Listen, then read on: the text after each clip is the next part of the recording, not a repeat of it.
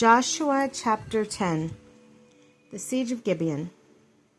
Now when Adonizedek, king of Jerusalem, heard that Joshua had captured Ai and put it under the ban, he had done to that city as its king as had done to Jericho and its king, and that the inhabitants of Gibeon had made their peace with Israel, remaining among them.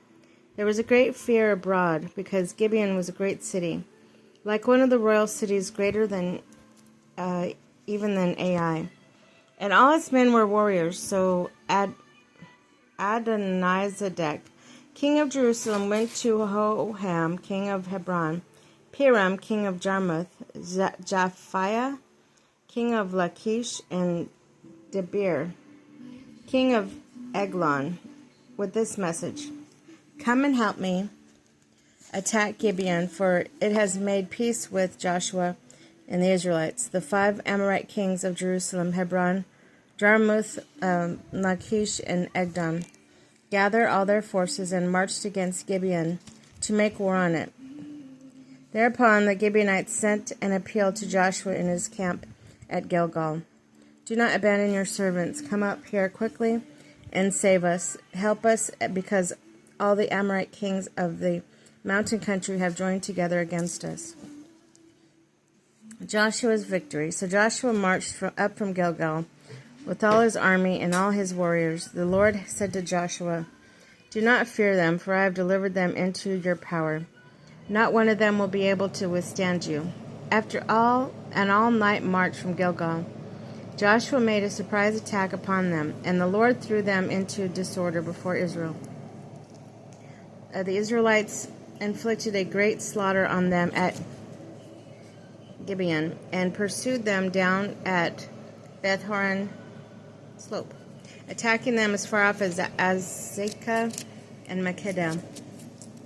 While they fled before Israel along the descent of Beth-horon, the Lord hurled great stones from the heavens above them and away from Azekah, killing many.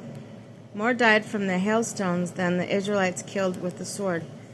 If it was then when the Lord delivered up Amorites to the Israelites, that Joshua prayed to the Lord, and said in the presence of Israel, "Sun, stand at Gibeon, moon in the valley Ajalon."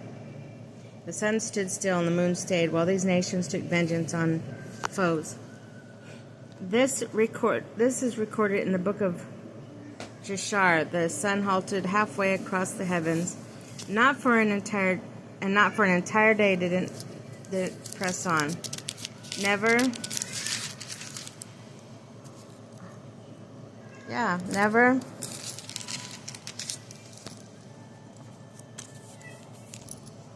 before or since was there a day like this, when the Lord obeyed the voice of a man, for the Lord fought for Israel. Then Joshua and all of Israel returned to the camp at Gilgal. Execution of the Amorite kings. The five kings who had fled in the cave at Makkedah.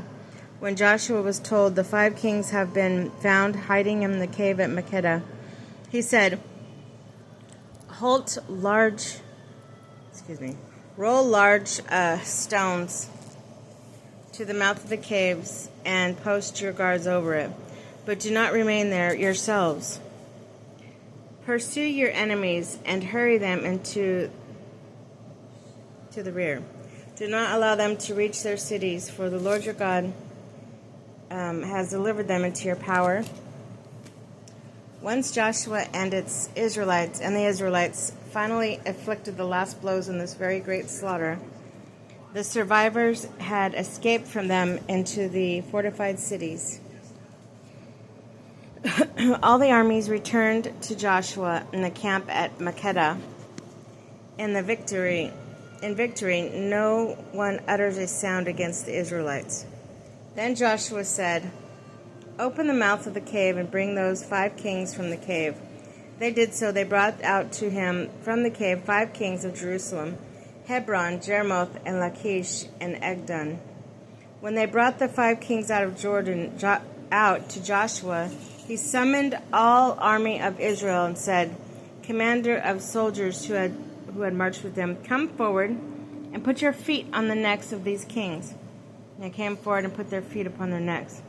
And Joshua said to them, "Do not be afraid or dismayed. Be firm and steadfast. This is what the Lord will do to all the enemies against whom you fight." Thereupon Joshua struck and killed the kings and hanged them on 5 trees, and they remained hanging until evening. At sunset, Joshua commanded they be taken down from the trees and be thrown into the cave where they had hidden. Over a month, over the month of the cave, large stones were placed and remain there to this very day.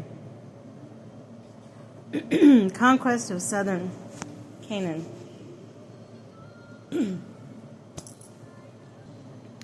Makkedah too, Joshua captured it and put it to the sword at the time. He put the city, its king, and every person in it under its ban, leaving no survivors. Thus he did to the king of Makkedah we had done to the king of Jericho. Joshua then passed on with all Israel from Makkedah to Libnah, and attacked it, and the Lord delivered it, and with its king into the power of Israel. He put it to the sword, and with every person there, leaving no survivors. Thus he did to the king what he had done to the king of Jericho. Joshua next pressed on with all Israel from Libnah to Lachish, where they set up a camp during the attack. The Lord delivered Lachish into the power of Israel, so that on the second day Joshua captured it and put it to the sword with every person in it, just as he had done to Libnah. At the time Horam, king of Caesar, came up to help Lachish, but Joshua defeated him and his people, leaving him no survivors from Lachish. Joshua passed on with all Israel to Egdon, and camping near it, they attacked it and captured it the same day, putting it to the sword. On that day he put under the boat every person in it, just as he had done at Lachish. From Eglon, Joshua went up with Israel to Hebron, which they attacked and captured. They put it to the sword with its king, all its cities, and every person there, leaving no survivors, just as Joshua had done to Eglon. He put it under the ban and every person in it. Then Joshua and all Israel turned back to Debir and attacked it, capturing it with its king and all its cities. They put them to the sword and put it under the ban, every person in it, leaving no survivors. Thus he had done to Debir and its king, but he had done to Hebron as well as to Libnah and its king. Joshua conquered the entire land, the mountain regions, and the NAB, and Shephelah, the mountain slopes, with all their kings. He left no survivors, but put under the ban every living being, just as the Lord, the God of Israel, had commanded. Joshua conquered them from Kadesh Barnea to Gaza, and all the land of Goshen and to Gibeon.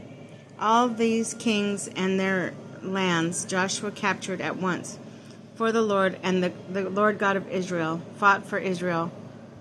Thereupon Joshua with all of Israel returned to the camp at Gilgal.